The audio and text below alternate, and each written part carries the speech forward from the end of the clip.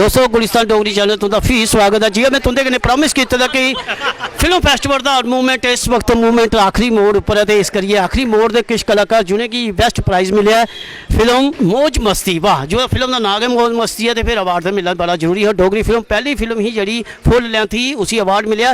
उनके producer director actor और उनके म्यूजिक डायरैक्टर सुरिंदर मन्हास होर भी थे हैं, बेहतरीन कलाकार सपना सोनी और साढ़े कन्नै रितु मेहरा जिन्हें नीलमा नाम कन्नै मशहूर हैं, और रतन और संदीप रतन और जेह्ड़े कि साढ़े नवीं जनरेशन की फिल्म इंडस्ट्री मुंबई तक पहुँचाने का एक माध्यम बने दे।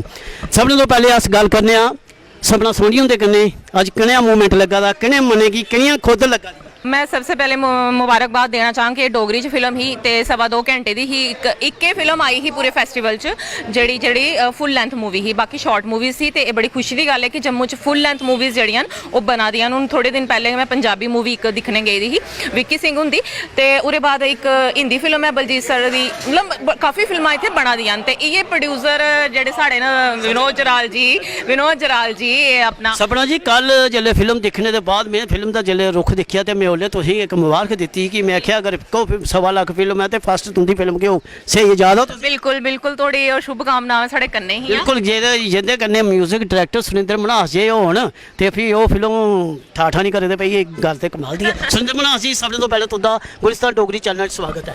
शुक्रिया, धन्यवाद। और मेरी आज बड़ी खुशी हो रही है कि डोगरी भी मान्यता मिलना शुरू हुई है और फिल्में बनाई हैं, फुल लेंथ फिल्म ही है। और पूरी टीम की बड़ी मार्क, पूरी टीम ने बड़ा ख्याल काम किया। जो सारे एक्टर है म्यूजिक में अच्छा सारे राकेश होर ने, सारे जरा साहब ने, तो और उम्मीद है कि फ्यूचर गल की पहली नवी जनरेशन है कि पहली बार इन्हें फिल्म की हथ पाया और बड़ी फिल्म की हथ पाया और तुंदा सहयोग पूरा रहा। देखो बड़ी मौका लिया कि पहली फिल्म और पहली फिल्म अवार्ड मिले, बड़ी मौका लिया बड़ी बिल्कुल।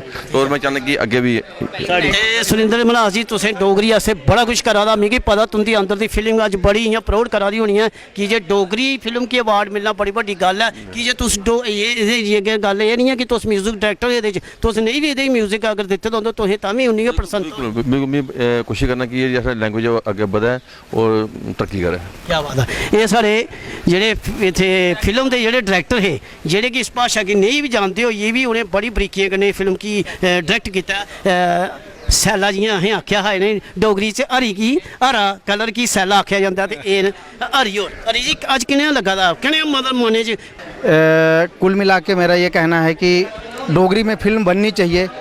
आज अगर अच्छी फिल्म अगर मैं कहता हूँ, एक तो ये व्यूवर बताएगा कि फ़िल्म कैसी है, अच्छी है नहीं है, बट अगर इस लेवल की भी फिल्म बनेगी तभी कल अच्छी फिल्में भी यहाँ बनेगी। हम इसको बॉलीवुड की फिल्मों से कंपेयर नहीं कर सकते क्योंकि बहुत सारी बजट या बहुत सारे इशू होते हैं, बट ये कि कुल मिला के मेरा ये कहना है कि डोगरी में फिल्म बननी चाहिए। गलांदे ना कोशिश कदे भी की जा कामयाब के होती है, एक गैप पुट्टी है कि गैप और बड़ियां पुटोलियां। बिल्कुल बिल्कुल। सारे गुलिस्तान डोगरी चैनल की तरफों सारी टीम की मतियां मुबारकां।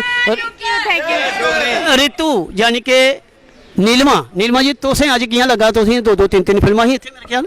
हाँ जी, मेरी 2 फिल्मां ही ते दोनों की अवार्ड आया है, तो मैं बड़ी खुश हाँ। एक गोजरी फिल्म ही और एक डोगरी फिल्म ही, दोनों की अवार्ड मिले तो तुस जानी ही सकते हो, मतलब तुस मेरी फीलिंग समझी सकते हो क्योंकि हर कुछ जिसले अवार्ड मिलता है वो मेहनत का फल मिलता है, तो बड़ा शैल लगता है। और अज मैं बड़ी खुश हाँ सारी टीम ही सारी गुलिस्तान डोगरी चैनल की तरफों तुसें वेल विशेस। प्रोड्यूसर जी तुसेंगी क्या नाम दस्या, विनोद जरार और राकेश चलोत्रा और परवेज सॉरी मैं नाम परवेज और ये 3 प्रोड्यूसर हैं जेह्ड़े परवेज कुछ कारणवश इत्थे नहीं पुज्जी सकिया। अस ये पूरी टीम की तरफों उनेंगी कांग्रेट दिंदे आं, गुलिस्तान डोगरी चैनल की तरफों उनेंगी मुबारकां। ते राकेश जी कुछ अगली फिल्म कदों शुरू करा दिओ? बस सर आशीर्वाद होना चाहिए जल्दी है करके बस इसी पर्दे पर लियाओ तो फिर देखो अगली आखना चाहनी शमी जी कि सारे ऑडियंस साढ़े जम्मू के जड़े ने जिसले भी थिएटर च फिल्म लगे तो स्क्रीनिंग हुई है पहली बार दिखी असें, जिसले भी थिएटर च लगे तो सारे डोगरी फिल्म की प्यार देन ते मते कोला मता अपने रिश्तेदारें कन्नै पूरे टब्बर कन्नै फिल्म दिक्खना। जियां मैं तुंदे कन्नै गल कीती दी है कि हर मूवमेंट हर निक्की निक्की भी जेह्ड़ी मूवमेंट है ओह् मैं तुंदे कन्नै शेयर करा करना। बड़े रहो गुलिस्तान डोगरी चैनल कन्नै। जय डुग्गर जय डोगरी जय भारत।